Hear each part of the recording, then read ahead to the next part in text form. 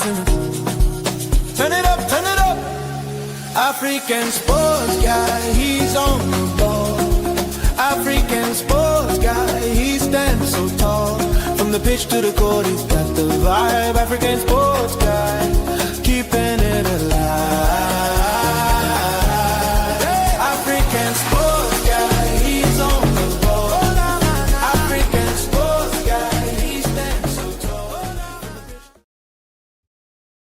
Hello, hello, hello. Good evening, everybody. We come to you. This is African Sports Guy giving you the African perspective on all things sports and everything else in the world.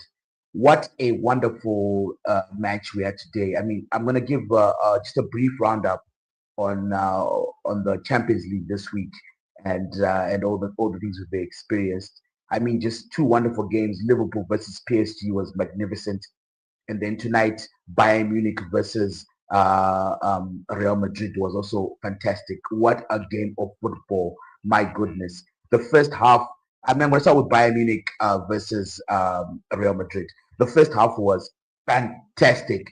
I mean, Manuel Neuer is probably one of the best goalkeepers that's ever played the game. I think you put him up there. Buffon, Manuel Neuer, Courtois now, I think, Casillas, Peter Schmeichel, he's up there in the big names. For him to make such a fundamental error shows you exactly how nerve-wracking this game was, right? How nervous he was. And so it was an uncharacteristic mistake that he made, passing the ball to Arda Güler, and what a finish, what a beautiful finish, right? And then just to put the cream on the cake, Arda Güler then scores a wonderful free kick for the second goal for Real Madrid and the third goal of the match. The corner, I mean, it was shocking goalkeeping from, you can see how Courtois is missed. Courtois is really, really, really, really missed, right, for Real Madrid. I think if Courtois was playing this game, Real Madrid, in fact, if he was playing over the both legs, I think they would have gone through this thing. Now, going into this game, I thought Bayern Munich were going to dominate the game because they were fairly dominant away in Madrid, right? They were the dominant team. Although Madrid did create loads of chances, they really did. And Manuel Neuer had a man of the match performance really to keep Madrid in the game. But I really just thought that this game wasn't going to be that close. I thought Bayern Munich would dominate. Real Madrid would score 1 or 2 goals through Mbappe, but it wouldn't be anything. They wouldn't be in the game. But goodness, was I wrong? I mean, Real Madrid looked so good. They looked so good. Look, Bayern Munich had the majority of possession. But the most dangerous team, I think if we can be honest with each other, the most dangerous team was obviously Real Madrid. They just looked so dangerous. Valverde, what a class player he is. Man, what a class player he is. And even Vinicius today, he came to play today. He wasn't his usual up and down self. I mean, Real Madrid were really up for it. I mean, Jude Bellingham for me was the best player on the pitch for both teams. The way he was defensively, but also how he could quickly join the attack. I mean, Jude Bellingham really, he surprises me more and more the quality of his play. When he first came to Real Madrid, he was basically like a Lampard or what McTominay does now for Napoli, right? Where he just was a guy who was finishing things off. But when Mbappe came, obviously that role went to Mbappe because he's a striker, the best striker in the world right now. And he was the one who was scoring all the goals and finishing all the chances. And so he had to play a bit deeper. And I thought, fine, we're not going to see, are you actually skilled as a midfielder? Where does the skill come from, right? And he's shown it in spades. I mean, the way he demands work from his teammates, the way his work rate is second to none.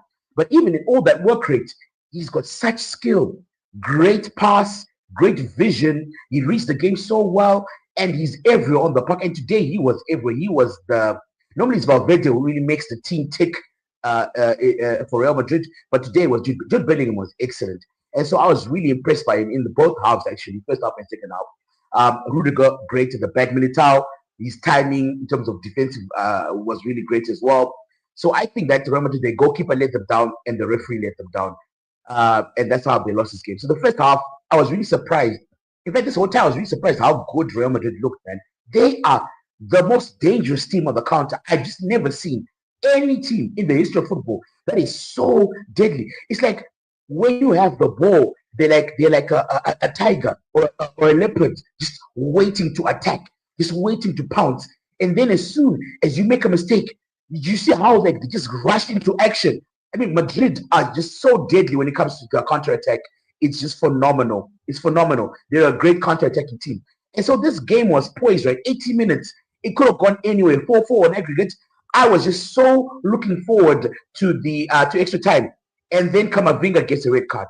Now, the first yellow, stupid again. He was trying, Musiala really, when Musiala came on, he's another guy who changed the game. I'll get on to Bayern Munich. But the first yellow card deserved it. He put Musiala's jersey, deserved to get the yellow card. And then the second yellow that he got, I think he got it not because of the tackle, but he got it because he held the ball. Now, if I was a referee, I think rules, right? Rules are rules. Right? By the letter of the law, Kamavinga deserved a second yellow and deserved a red card. But I think that if you're the referee, you don't want to be the person that determines the winners or the losers of a game. You just don't want to be that. And in such a big game, you need a referee who has a bit of common sense, to just take Kamavinga aside and say, look, this is your last warning. What you're doing is stupid. You're on a yellow card. If you do anything stupid again, I'm going to give you another yellow card, and then you're going to get settled. You give him a warning, right? You give him a warning. You give him a talking to. You give him a shouting to, whatever. You warn him so that he gets his brain on straight, so that the audience, the guys who pay to watch the game, because I'm not a Madrid fan, I'm not a Bayern fan either. I don't care which way the game went. I really don't. I wanted to be entertained. And as far as what was good for the fans, what was good for the Champions League, extra time was the best result for us, because that game was so dope. It was so good. And then for like the referee to just like ruin that it was really pathetic. I just think it was poor, because as soon as red card came, that was the end of the fixture. It was really the end of the fixture. So for me, Real Madrid was just surprised me, but the referee ruined the game. Now on the Bayern side, I was a little bit disappointed with Bayern. Bayern have got so much firepower, Olise and Diaz and Kane. And all three of them scored, and they all scored wonderful goals. Olise and Diaz scored after Madrid had the red card. So I don't really give them that much props. And Kane was in and out of the game. Look, Bayern had a lot of possession, and their best player was Kimmich. Kimmich was responsible for the first goal. He was the guy who was really pulling and pushing how Madrid were playing. He was really the orchestrator. He was sort of the quarterback, and he's very good at that. The way he sees people running, tracking runs and all this. And Madrid really had them. Madrid defended very well today, because Bayern Munich are so dangerous, so dangerous. And so I was a bit disappointed by their lack of cutting edge, right? Their lack of decisiveness, the final ball between the forwards. And Olise was really quiet this game. He only came alive when Real Madrid were down to 10 men. So I guess he had more space. And Diaz was just a ghost in this game again. He really didn't do much. The guys that were making noise were really the midfield of Bayern and Kimmich. Kimmich was excellent this game. Musiala, when he came on, obviously changed the game. He really did change the game. He gave Bayern a lot more impetus. Before then, Bayern was just sort of passing the ball. They were playing, and I think because Kompany is a student of Guardiola. He's so he's into that tiki-taka stuff. And I guess they might be used to it in the Bundesliga, where there's not a lot of competitive matches. I mean, Mönchengladbach, the Munich derby, Borussia Dortmund, Bayer Leverkusen, maybe Stuttgart, Wolfsburg.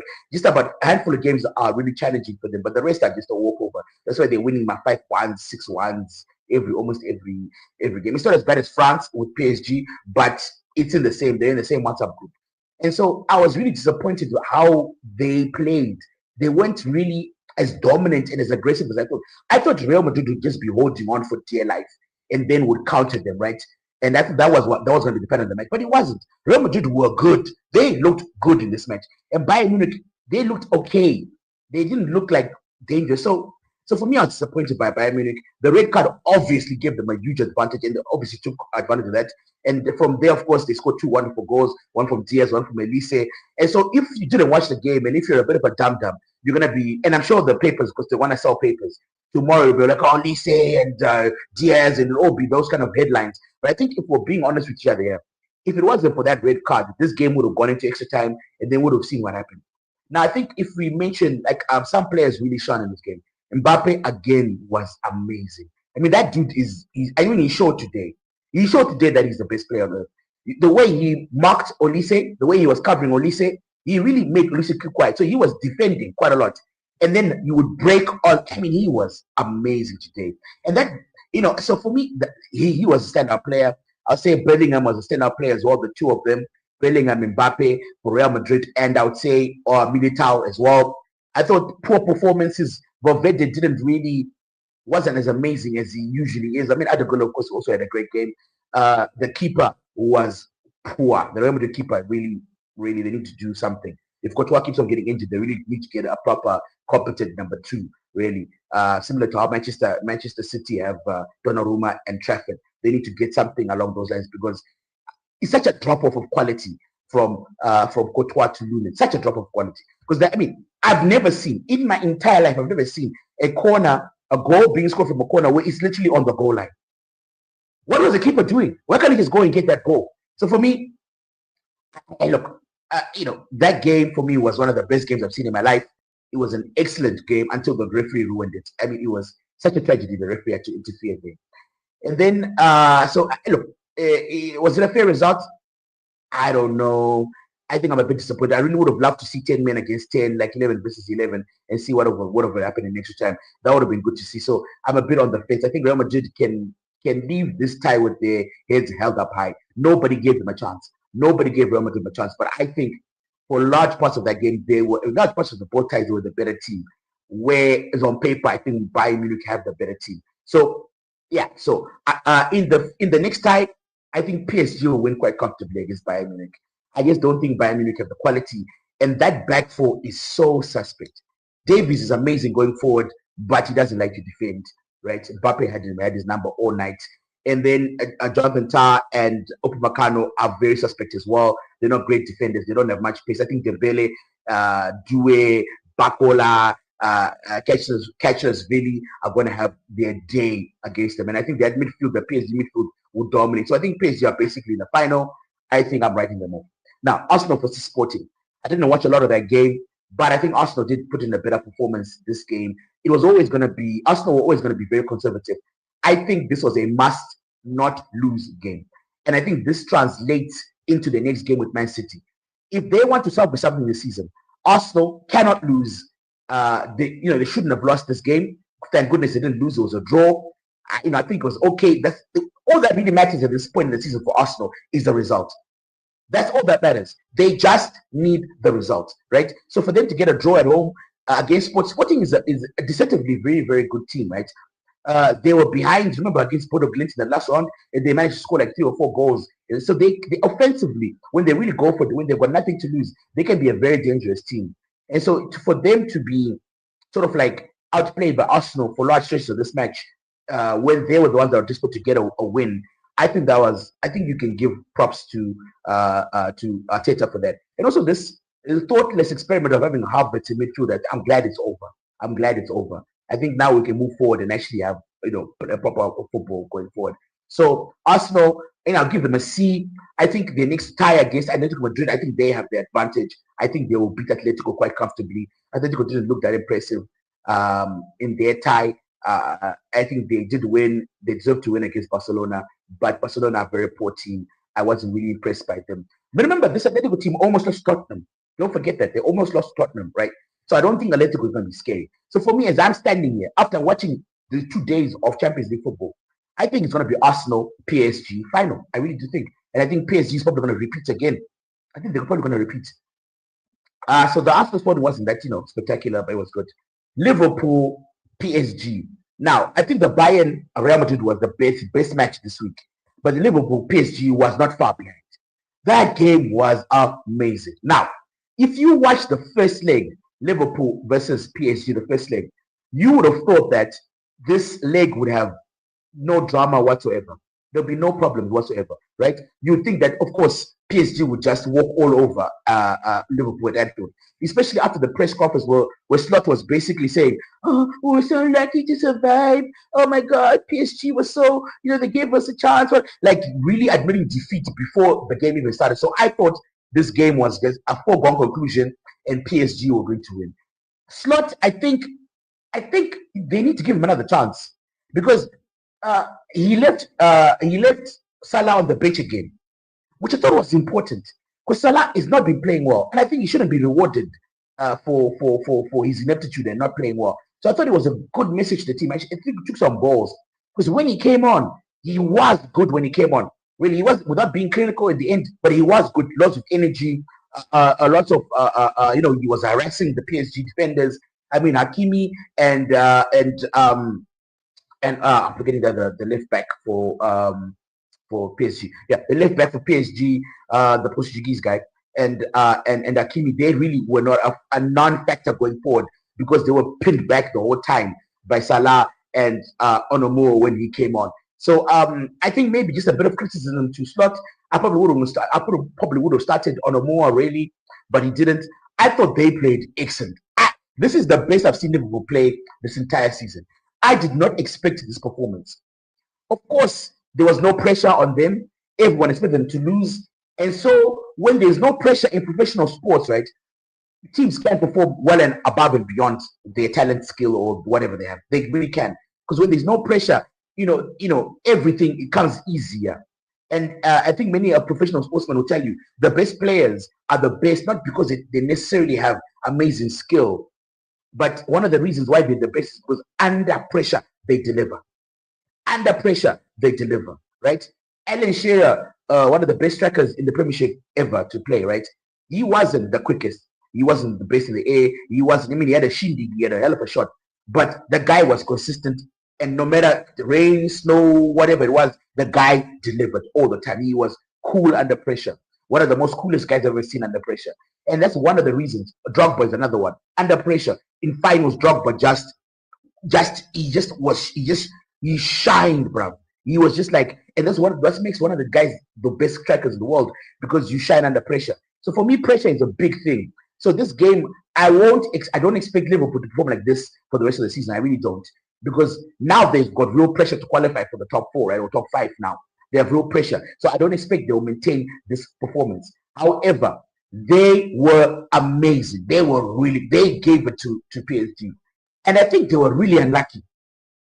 I mean, if Ekitike hadn't gotten injured or horrific injury, and if the Swedish striker, I'm getting a brain fart. The Swedish striker, if he wasn't coming back from long term, he's been injured for a while, so he couldn't really, play the whole 90 minutes.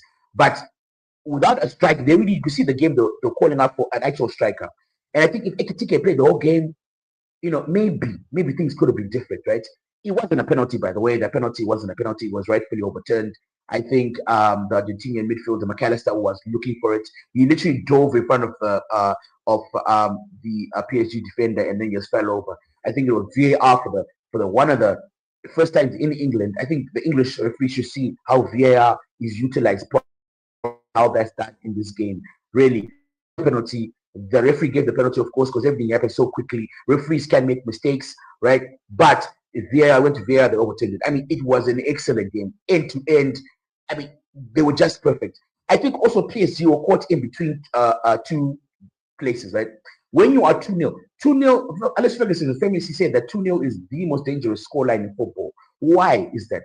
Because you're only one goal away from being one goal away, right? Because when you're 1-0 down, you're more cautious because you know that if the other team score against you, you're now level.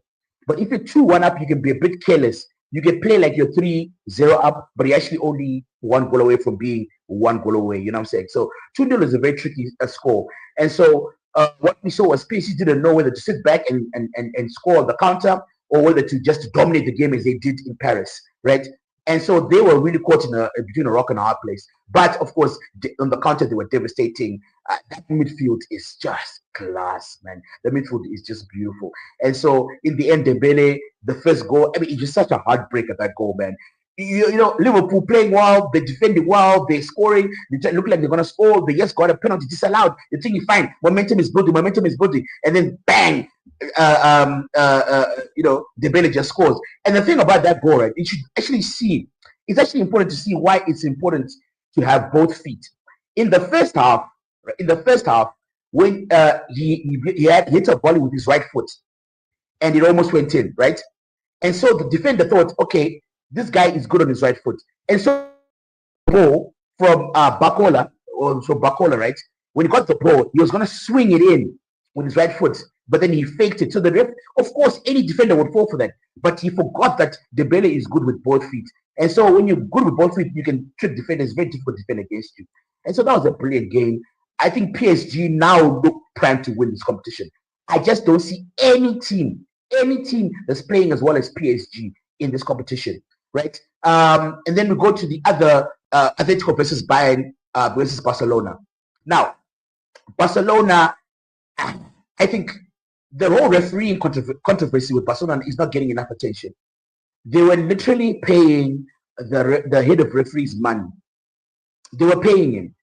And then the excuse was that it was just opposition research. We want to just research how referees are up and down, whatever. So I knew that if Atletico Madrid play Barcelona outside of Spain, in other words, outside of Spanish referees, that Barcelona are not going to fare well. They have a poor defense, man. They have a poor defense. If your two defensive midfielders are Pedri and Gavi, it doesn't make sense. There's not much steel there. There's not much substance there, and so it's easy, man. That high line it enables them to squeeze the offense, right, the opposition, and score very good goals. Their first goal was a result of that because they were squeezing Barcelona, Atletico Madrid, right? But they're always vulnerable. They're always vulnerable on the counter and the ball behind the defense. And the defenders are just not good enough. Eric Garcia, not good enough, right? Araujo, not good enough. Those guys are just not good enough. And so they're always going to be exposed to the counter attack and always going to be exposed to the ball in behind. And I think Arsenal are going to take advantage of that. I think, Arsenal would have taken advantage of that. Sorry, my bad. So I think that Atletico Madrid had an easy fixture against Barcelona. Barcelona are not a good team. And I think in Spain, they're protected by the referees and they bribe people and they do all sorts of things. They're very unscrupulous, right? And so I think that they're going to win the league. It's not really a measure of how good, I think La Liga this season the standard is not really that high, right? Real Madrid haven't been that great. Atletico has not been that great. And there's nobody else playing football, right? I mean, Real Betis is probably the best out of those top four. And so for me, Barcelona are a poor team. They almost, people look at the Newcastle result and will think, okay, they beat Newcastle 8-2 or whatever it was. But the first leg, Newcastle were by far the best team at St. James's Park. And if Barnes had been a bit more clinical, Barcelona would have lost that game by a bigger score, right? And then you look in the first half. If I'm telling you this game, I'm telling you this was the key. If Eddie Howe had not played Trippier in that first leg, I think we would be talking about a different story now. Because Rafinha took advantage of the fact that he was being marked by a guy who was like basically 90 and can't defend. And so that game was, I think it was a lie to the myth of Barcelona. And so I always favored Atletico Madrid to beat Barcelona in this tie. And I think if you look in earlier videos, you see that I predicted Atletico to win. And then, on top of that, Atletico almost lost Tottenham. Tottenham are literally the worst team in the Premiership right now. If you watch this weekend's games, Tottenham are the worst team in the Premiership right now. And they almost beat Atletico Madrid. They really did. They beat them at home, and they had a garbage game away. But they almost clawed back the victory and almost beat Atletico Madrid at home. And if they'd just been a bit more clinical in the game, Tottenham would have been playing Barcelona or Newcastle in this second round. So for me, it's an open. Atletico are not a really good team. I think Arsenal will comfortably beat them. It'll be such a boring game because you've got two defensive-minded coaches who want to win on set pieces and all that kind of stuff. So it's not going to be that. It's not going to be a thrilling game. So for me, the Champions League, sort of like the exciting games are kind of over. I think that Bayern Munich PSG will be a bit exciting, but I think PSG will have too much firepower. They've got a better coach in terms of Luis Enrique over Vincent Kompany. I think Kompany is going to go one way of playing the tiki-taka stuff. So I think they want to have a lot of possession in that game. I think PSG will also want the ball. So in the defense of Bayern Munich, leaves a lot to be desired. Upamecano and Jonathan are not good defenders. They're really not. And then they're kind of a Lima guy and Davies. They don't really want to defend. Lima wants to come into midfield and help out Kimmich. And Davies who is basically a winger, striker. And this works in the Bundesliga because they don't face very good teams. They don't really face a lot of competition. So for me, I think Kane is not really up to speed as of yet. Diaz and Olise, they come in and out of games a little bit too much. I mean, I think we can put to bed now the talk of Olise being the best player in the world. I think we can put that to bed now. I think Mbappe is buried in this game. I think we could see that he's not in the class of Mbappe, not yet anyway. But he's still young. He's still got a lot of he's got so much potential, really. But I think him, Lamine Yamal, they're not there yet. They're just not in the Mbappe conversation yet. I think Mbappe clearly is the best player in the world. I'll put Bruno Fernandes in that conversation as well, but of course nobody will. So I think this was a good round of games. I think we had two excellent games. The Real Madrid versus Bayern Munich was excellent. The PSG versus Liverpool was also excellent. I mean, I haven't had this much fun watching the Champions League in a long while. You know, it was excellent, excellent, excellent football, and long may it continue. Now, the next round, I'm really looking forward to it. I really hope. I'm looking forward to the PSG Bayern Munich game. I'm not really interested that much in the Arsenal Atleti. I think that'll be a boring game, and I think Arsenal will come on top. I don't see Atletico Madrid causing them any problems whatsoever. And if Arteta is smart, you just pack midfield like Simeone would do, and you just mark Alvarez. Alvarez is the be all end of the attacking prowess of Atletico Madrid, and I think they will give no space behind. I think Arsenal don't give any space behind their backline, so I don't think Atletico can take advantage of the situation as they did against Barcelona. But of course, Simeone is a great coach. He is a better coach than Arteta, so he might have a plan that we don't know of. But I think set pieces, they'll be overwhelmed. I think that Arsenal will strangle the midfield. I think they will play better. So let me know what you guys think in the comments below. What an excellent Champions League night. I mean, I was thoroughly entertained. Are you not entertained? Is this not what you came here for? For sure, you guys entertained us, right? You guys entertained us, and I really love this. So tomorrow I'm back live again around 8 o'clock. I think around 8:30 I'll be back live again. African Sports Guy podcast. I think I'll be going live almost every day now. If there's a Champions League match, I'll be going after the Champions League match. If there's a late match at all, so like a Premiership game on a Friday, I'll go on the Friday after the game. So, but otherwise, every day I'll be on around 8:30. I think 8:30 almost every day I'll be on African Sports Guy. So please stay tuned. Thank you so much for watching. If there's anything that you want to talk about, you want to discuss anything, please put it in the comments. I read all the comments. I really do. Please press the like button. It really does help the channel, helps the algorithm. And God bless you guys. See you tomorrow on African Sports Guy. What a wonderful, wonderful Champions League game. Wonderful, wonderful, wonderful, wonderful. That's Arsenal, can't you see? Second place is our destiny. Bottle FC, that's the legacy. Bottle FC, Bottle FC. That's Arsenal, can't you see? Second place is our destiny. That's the legacy. We got the talent, we got the flair, but when it matters, we're not quite there.